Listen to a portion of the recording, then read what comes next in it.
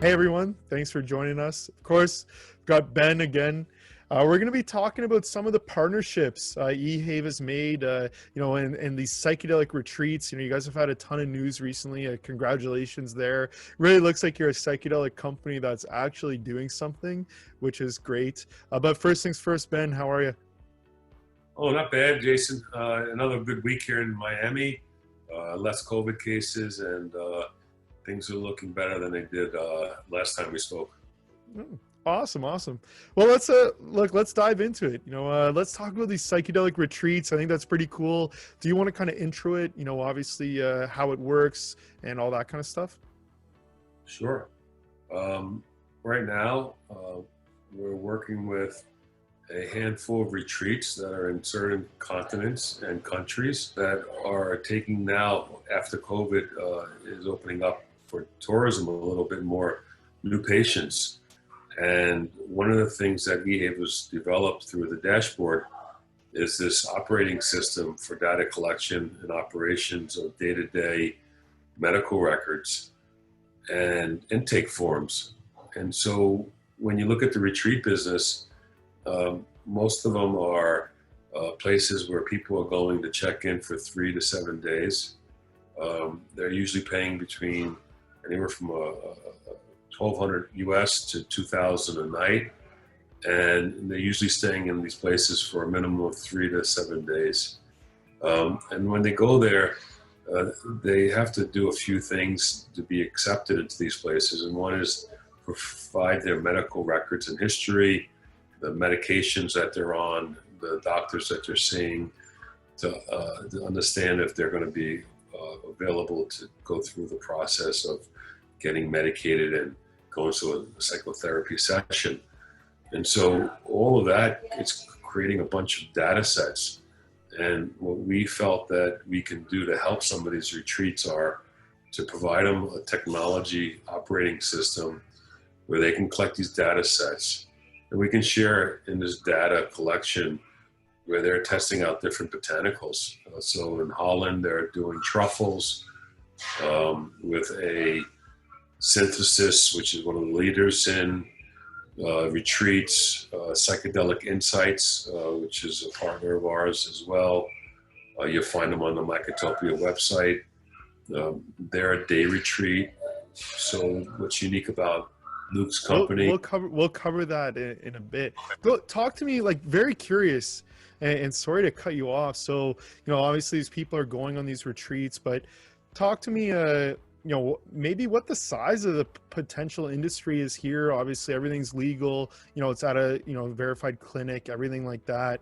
Do you want to walk through maybe how many people these clinics see, what the, like, for people that have no idea, they're looking at psychedelics like, okay, this is an interesting space, but they've never gone to a clinic or anything like that. Do you want to talk about any of the I guess potential in terms of how big these psychedelic retreats could be? The psychedelic retreat sector is growing. It sits in a couple different places today as the leaders, Jamaica and the Netherlands.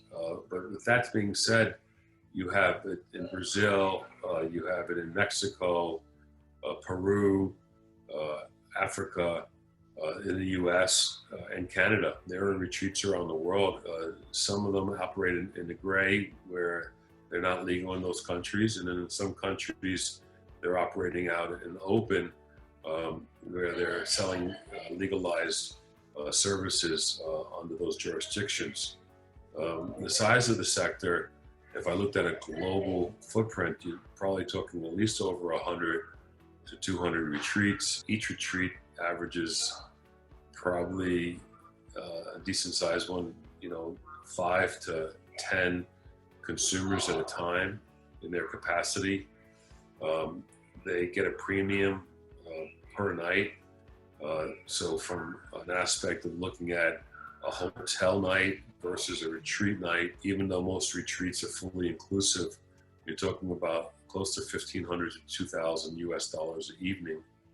And that comes with room and board and medical attention and the medications, and some, depending on the length of the trip, some recreation in between. So in Jamaica, one of the retreats is micromediations, and they just started opening up for rebookings in October because of COVID. And one of the things that I like about Jamaica is that they take you on the off days to the waterfalls, into the mountains, and you get a very tranquil, relaxing atmosphere.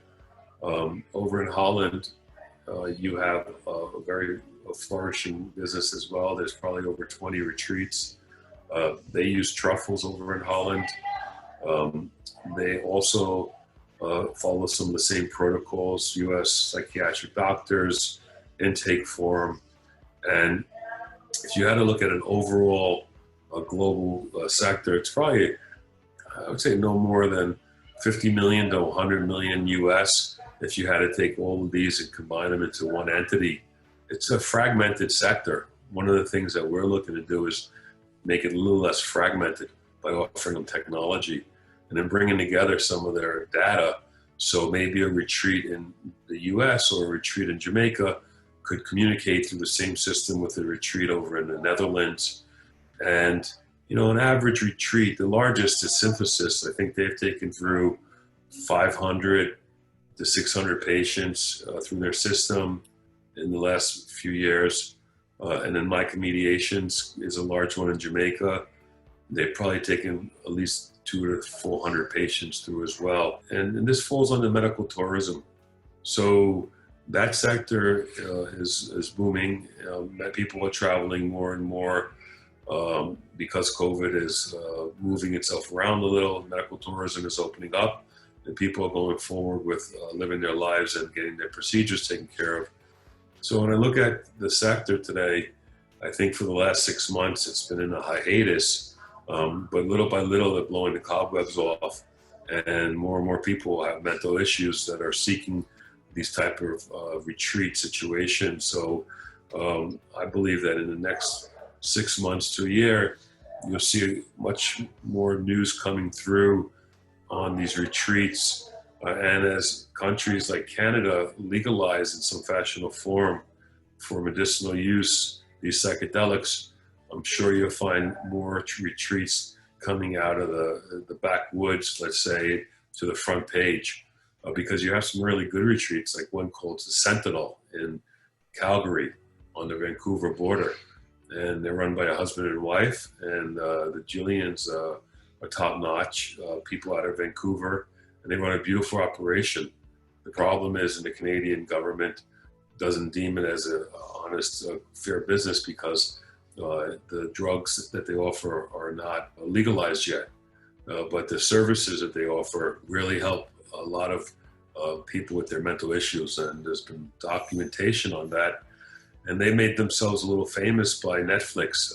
Had a show that they did with a retreat down in Jamaica with Gwyneth Paltrow and her group opportunity. And the husband and wife that you see on Netflix are the couple from Canada. They flew them in. So when you look at ayahuasca in Peru or Brazil or Mexico, these are places that are religious retreats. They fall under certain rules and regulations of those countries under religious claims. But when you look at Jamaica and Holland, these are countries where they have businesses and laws and regulations in place. So I think as a fragmented sector in the past, and something that was under, the back of the Penny Saver magazine, is moving to the forefront of mental health. And as it gets more publicized, I think this will be one avenue that an investor can monetize and really see dollars and cents versus some of the other companies that are out there today, which are developing new molecules or delivery systems for FDA medications down the road.